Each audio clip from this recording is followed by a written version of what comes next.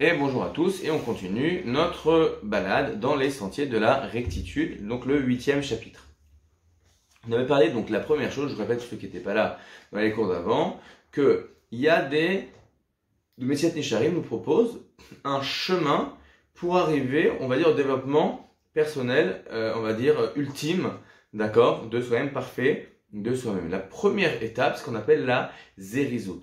La Zéhirout, pardon, c'est d'être capable de faire attention à ce qu'on fait, c'est-à-dire de se fixer des objectifs et se bien se poser la question, est-ce que les choix que je vais faire, est-ce que les chemins que je prends sont des chemins qui m'amènent dans la direction vers l'objectif que je me suis fixé, ou au contraire, Chas Shalom, sont des choix qui m'en éloignent ou qui sont complètement, au fond, transversaux avec ce que je vais faire dans la vie. Dans ce cas-là, pourquoi est-ce que je vais faire ça? Ça, c'était la première chose. Après, on avait parlé de la deuxième étape. Une fois que je suis clair dans ce que je veux dans la vie et que je suis capable de me poser la question de dire est-ce que ce que je fais, donc de faire des choix qui vont m'amener dans la bonne direction, eh bien, la deuxième étape, c'est ce qu'on appelle la zérizut. Pourquoi la zérizut? C'est l'entrain. Pourquoi? Parce qu'en fait, au fond, la nature de l'homme est une nature qui est lourde, qui est pesante, de se mettre en mouvement, de prendre des décisions, d'avancer, etc.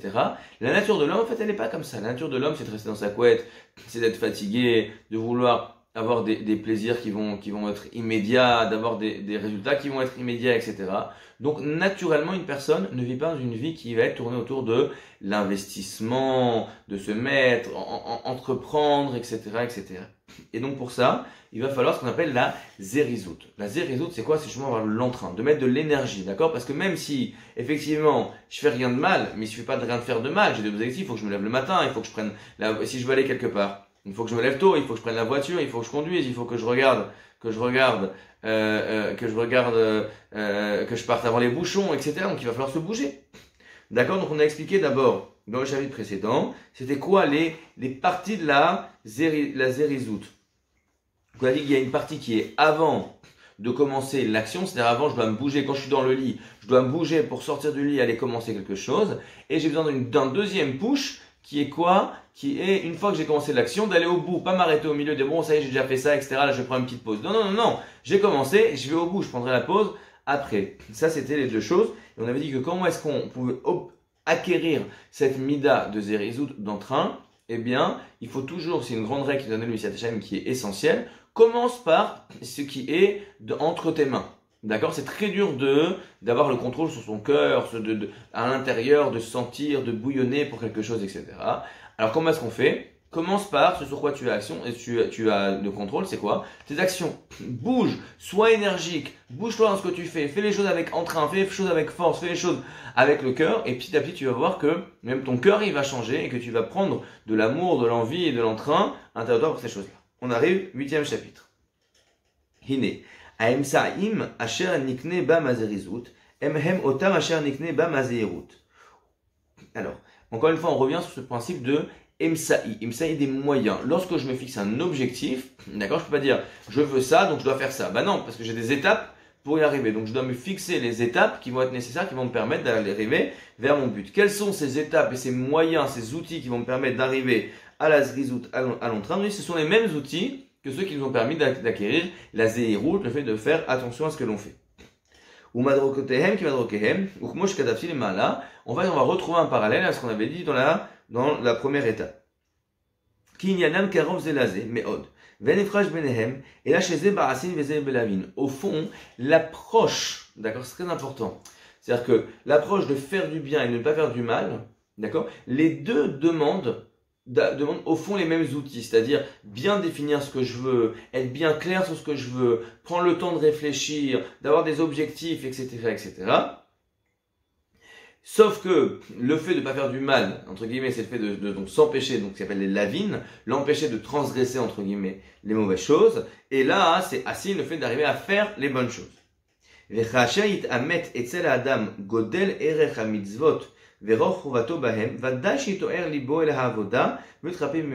C'est essentiel ces choses-là.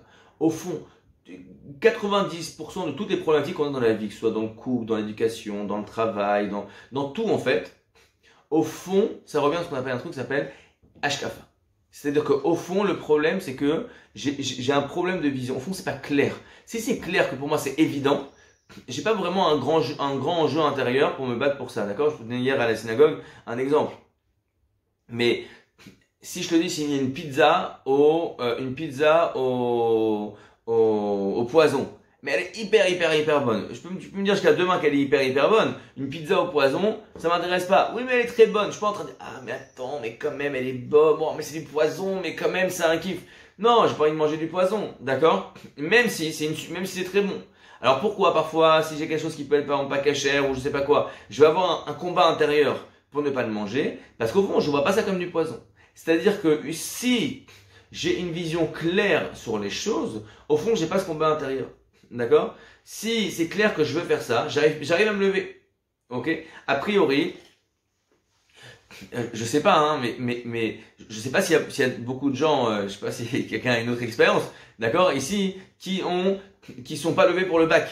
Ok? Comme c'est clair, c'est important, le bac, c'est plus important que je dois y être, c'est plus important pour moi que de dormir une demi-heure de plus, d'accord? Bah, j'arrive à me lever.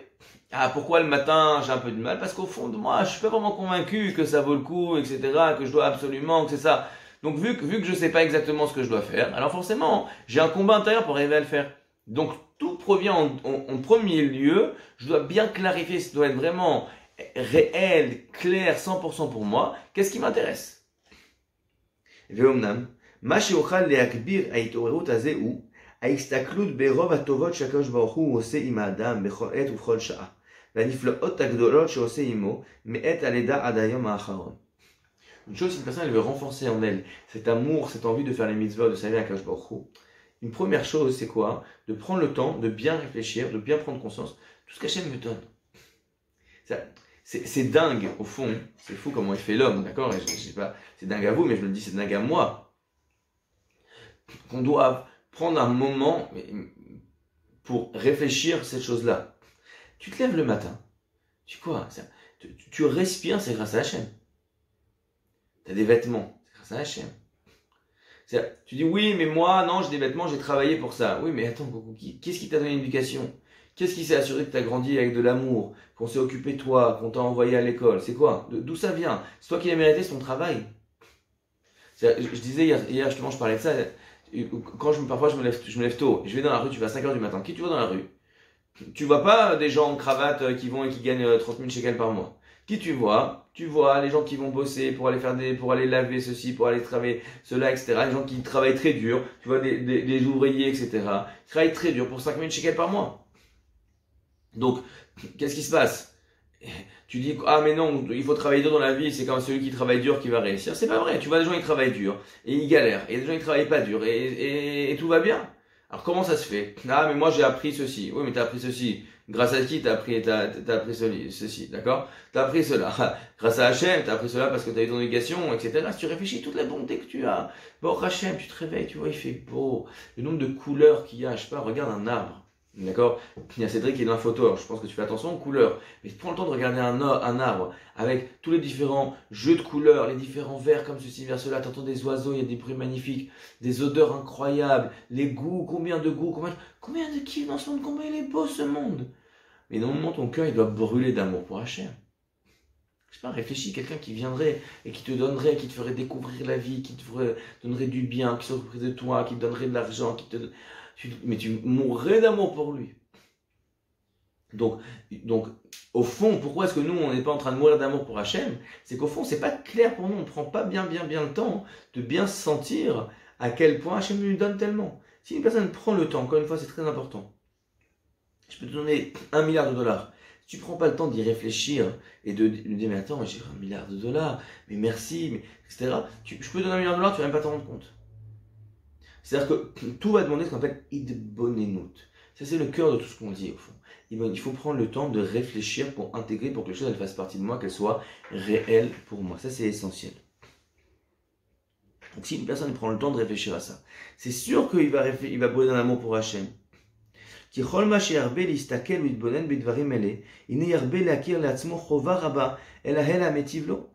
va se dire, encore une fois, et c'est très important, la chova, l'obligation que j'ai vis-à-vis d'Akadosh Baruch Hu. Je comprends pas, les gens, et je dis les gens, mais je mets pas la main, on a un peu cette truc de dire, bon, Hachem, je te demande rien, tu me demandes rien.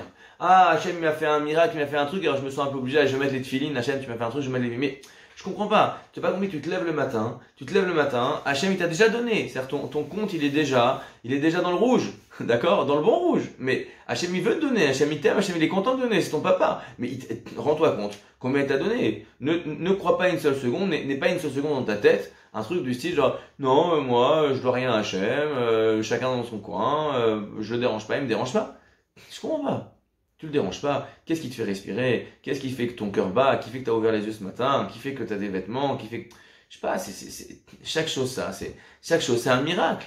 D'accord? Je sais pas, un accouchement, c'est un miracle. Bon, c'est un accouchement qui marche bien. C'est un miracle de pas être malade. C'est un miracle d'avoir de quoi manger. C'est un miracle d'avoir une maison. C'est un miracle d'avoir des vêtements. C'est un miracle d'avoir de l'amour. C'est un miracle d'avoir des amis. C'est un miracle d'avoir du respect. C'est un miracle d'avoir une bonne tête. C'est un miracle d'avoir... Tout ça, c'est des miracles. Baruch Hashem. Donc, tu dois prendre conscience, si quelqu'un il réfléchit sur tous les miracles, toutes les bonnes choses, il a la reconnaissance et il se rend compte, mais qu'est-ce que je peux faire pour toi? Que même je me sens mal de tout ce que je reçois et aussi peu que je fais pour toi. Il y a un peu, tu te sens un peu mal, je sais pas exactement. Imagine quelqu'un qui vient et qui te dit, allez, moi il vient, il me dit, Ethan, allez, je te paye un boulot, 60 000 shekels par mois. Oh, merci, c'est un peu plus que ce que je gagne quand même, c'est sympa. D'accord, 60 000 shekels par mois. D'accord? 60 000 shekels par mois. Très bien. Et j'arrive et il me dit, je te demande pas grand chose. D'accord? Il vient le premier matin, il dit, oui, Ethan, s'il te plaît, le premier truc, s'il te plaît, ce que tu fais là, et là, je vous ah non, 9h, j'arrive pas, c'est trop compliqué le matin et tout, je suis fatigué. Non, viens plutôt à 11h30. Je sais pas, j'ai honte quoi. Il m'a demandé un truc, il paye aussi bien, il me dit juste d'arriver à 9h au travail, ça va, je vais y arriver. D'accord? Donc si tu te dis, mais tu prends conscience de tout ce que tu reçois, tu te sens tellement redevable que tu te sens un peu mal d'être un peu, de manquer d'énergie pour lui quoi. Lui, il manque pas de lui, il te donne, il te donne. Ta paye, elle arrive à l'heure. D'accord? Ton air et ton oxygène, il arrive. Il oublie pas de te réveiller le matin. Il oublie pas de faire battre ton cœur. Il oublie pas de te faire respirer, etc. Mais toi, non, mais tu comprends, c'est difficile. En plus, j'ai pas l'habitude. Je comprends pas. Bouge-toi. Bouge-toi. T'arrives à te bouger dans les choses qui sont importantes pour toi. Lui, t'as vu tout ce qu'il te donne. T'as pas honte de manquer d'énergie? T'as pas honte de dire, non, mais j'ai pas la force. Non, mais je suis fatigué. Non, mais tu comprends. Je comprends tout ce que tu veux, mais tu te sens pas un peu mal à l'aise vis-à-vis d'Akadosh Baruch Hu, tout ce qu'il te donne? Il te donne comme ça, il te donne, et quand il demande un truc, non, je suis fatigué. D'accord? Je sais pas, moi sur moi-même, je me dis, c'est un peu honte. Ki are o il veno yachol vadai ligmol lo tovato itbarach, lefachot yodé lishmo vikaim mitzvotav. Évidemment, je peux pas lui rendre ce qu'il me donne. Il me donne la vie, il me donne tout. Je peux rien faire, je peux pas être à la hauteur de ce qu'il me donne. Mais au moins, les petites choses, quand il me demande de faire des mitzvot, il me demande d'être gentil, il me demande de trucs, etc. Ça, au moins, le minimum syndical, c'est de faire ça. Ve'ine en lecha adam be'eze matzav sheimatze, im ani ve'im ashir, im bari ve'im chole, shelo yir'e niflaot ve'tovot rabot b'matzavo. Il n'y a pas une personne qui soit riche, qui soit pauvre, qui soit en bonne santé, qui soit pas en bonne santé, qui va pas des milliards de miracles qui se passent à Akadosh Baruch Hu qui fait pour lui à chaque instant. Yani chayav lo, shafilu be'onyo, même si lo parnasato dernes va fele, ve'no manecho la mund bara'ab. T'es un pauvre, tu galères ce que tu veux. T'arrives à te nourrir? D'où t'arrives à te nourrir? Un pauvre comme toi? T'as rien, t'as pas personne, des trucs, etc. Et t'arrives à te nourrir, mais c'est un miracle. D'accord, je dis oui, mais c'est difficile. J'ai compris, mais Nahon, c'est difficile. Nahon, t'aurais voulu être un riche. Mais tu te rends compte que dans ta pauvreté, tu sais rien faire, t'as même pas de boulot, t'as même pas de trucs, etc. Et tu meurs pas. Tu devrais dire, mais merci à Akadosh Baruch Hu de me donner à manger. D'accord? Encore une fois, je suis pas en train de dire que c'est ça l'idéal, que c'est tout ce que tu veux, mais même dans ta situation difficile, tu dois dire, dans ma difficulté, avec toutes les difficultés que j'ai, n'empêche que j'arrive à vivre. Je sais pas, une fois, j'ai eu un comme ça, vous savez, parfois tu as des éclats qui t'arrivent. J'ai fait de Birkat Amazon. Tu as mangé du pain de Simoun. Merci à Akadosh Baruch Hu, j'ai eu du pain. On oublie. J'ai faim, j'ai du pain. J'ai eu des périodes dans ma vie financièrement très complexes, etc. Mais du pain, j'ai jamais manqué de pain. Pas au Hachem, je veux du pain, j'ai du pain. Mais c'est incroyable, t'as faim, tu manges. Mais c'est magnifique. D'accord? Et même si quand tu as faim, tu manges pas à ta faim, j'espère que ça personne, j'espère que ça n'arrivera à personne, d'accord? Mais quand même, tu arrives à manger le minimum pour t'en sortir. C'est pas un miracle, d'accord? C'est pas évident. Là, vous voyez en ce moment qu'il y a des difficultés financières, il y a la crise, il y a tout ce que vous voulez, etc. Avec toute la crise, avec tous les trucs, etc. Non, avec toutes les difficultés, d'accord? Tu t'en sors, t'arrives encore à vivre, t'es encore là, c'est difficile, c'est pas tout ce que tu veux. Mais c'est un miracle, tu dois le remercier pour ça. Comment ça se fait que tu pourrais imaginer que tout est coupé, genre tu peux plus rien, t'es dans la rue, chasser shalom? Non, bah quand même t'as encore un toit, t'as encore de quoi manger, c'est difficile. Mais que je me là. Donc même dans une difficulté, rends-toi compte de la bonté incroyable que quand je me il est là, il te soutient, il te laisse tomber jusqu'à là, mais il te laisse pas tomber en dessous. Acholé. Al shemachaziko mechoven cholio ou makota ve'enoman yechola redet shachad. Quelqu'un qui est malade, chas shalom, il est malade, c'est difficile, etc. Mais il ne le fait pas tomber plus bas. Vechen kol keotse basé. Al she'en lecha adam. Shelo yakir atzmo chayav liboro. Et Birklal, si t'es en bonne santé, t'as de l'argent et tout. Alors là, mais même juste à le minimum, tu arrives à respirer, tu arrives à manger, à boire de l'eau et à manger du pain. Tu devrais déborder de reconnaissance des Akadosh Baruch Hu. Veistaklo betovot. Elle chez Umekabel, Mimeno, Vadaï Shitorer les Isdarez la Odato, que moi je Katavtine Mala. Si vraiment c'est clair pour toi, tu le vis, tu le ressens à quel point Akadosh Baruch Hu il te donne, mais tu dois déborder d'amour et de reconnaissance pour Hachem, mais tu dois attendre qu'une chose, c'est qu'il te demande un truc pour pouvoir lui montrer ta reconnaissance. Kol Sheken Imidbonen Heyot, Kol Tuvot Talui Beado Itbarach, Uma Shemitzarech Lo, Uma Shemuchach Elav. Tout ce que tu as dans la vie, tout vient de lui. Il y a quelque chose qui vient de quelqu'un d'autre que lui. Je ne dis pas que Hachem, tu ne dois pas montrer la reconnaissance aux gens, mais tu dois savoir que tout ça, ça provient d'Akadosh Baruch Hu. Donc si tout ça, ça provient d'Hachem, tout ce que tu as de bien dans ta vie, chaque chose que tu as dans la vie, c'est grâce à lui. Mais quoi, tu n'es pas reconnaissant? Asher alken vadaï shelo itatzel me'avad avodato yitbarach velo yachser lo ma shu muchach elav. Encore une fois, souviens-toi, c'est-à-dire que comment tu peux être, encore une fois, il y a plein de choses dans la vie, mais comment tu peux être fatigué? Et je me le dis à moi, je ne suis pas en train de dire moi je suis génial, etc. Mais si on réfléchit, si tu es trop fatigué pour faire quelque chose, c'est au fond que c'est pas clair pour toi ce que tu reçois de lui. C'est que tu n'as pas pris conscience de toutes les bontés de l'Akadosh Baruch Hu. Si tu as conscience de toutes les bontés de l'Akadosh Baruch Hu, tu n'es pas fatigué de faire ce que tu as à faire pour lui. Veine roe she kalal tipo bidvarai shlosha madregot asher ti bezeirut. Kivan yanam echad, והדבר למד בעניינו, שלשלם מהדעת תהיה אהבה מצד החובה ומצד ערך המעשים והחשיבותם. לפרוטים מהם מצד העולם הבא וכבודו, שלא תשיגהו בושה ליום הגמול בראותו הטוב שהיה יכול להשיג בידם, ולהמון מצד העולם הזה ותכחיו כענייני שפרשתי שם למעלה. Donc, on avait dit dans le premier chapitre à propos de la zéhirut, de faire attention, qu'il y avait 3 niveaux. Chacun doit réfléchir pour arriver à ancrer ça dans son cœur, chaque chose en fonction de son niveau qui est réel pour lui. Parce que si tu veux réfléchir à des choses qui sont trop hautes ou trop basses pour toi, tu n'avances pas. Donc, les shlimadavad, les gens qui sont à un niveau très, très grand, ils doivent réfléchir à quel point c'est important de servir à Akadosh Baruch Hu et je suis redevable à Akadosh Baruch Hu et ce qu'il me demande. Je dois faire. Ça, c'est les shlimadavad. Nous, on n'est pas là. Les proutim, il doit se dire attends, 2 secondes. Oui. Les gens qui sont un peu plus bas que ça, ils doivent se dire quoi? Ils doivent se dire, attends, 2 secondes. Dans ce monde, j'accepte d'être à numéro 2, j'accepte d'être numéro 3, j'accepte de voir les gens plus petits que moi qui réussissent mieux que ça, etc. Non, alors quoi? Dans les choses qui vont amener dans le monde futur, je deviendrai fou furieux d'être, entre guillemets, mis en citoyen de seconde zone. J'ai pas envie, j'ai envie d'être au top, j'ai envie de réussir, j'ai envie de me donner, j'ai envie de faire donc toute chose que j'ai la possibilité de faire. Je dois la faire au mieux, avec toute mon énergie. Et pour la faire, d'accord. Et les gens qui sont au niveau encore plus bas de ça, et Amon, Mitzad Olamazé Utzrachav, Kenyan Sheperashi Sham Lemala, que, encore une fois, ne crois pas que tu n'as pas des comptes à rendre, tu as des comptes à rendre sur ce que tu vas faire. Et maintenant, ce monde-ci, tu vas avoir des comptes à rendre, et donc, on n'a pas le choix, mais entre guillemets, on ne peut pas rester dans le lit, on ne peut pas être lourd comme ça. Une personne elle doit prendre l'habitude d'être pleine d'énergie, pleine de force pour faire des bonnes choses. Hachem, on se retrouve demain.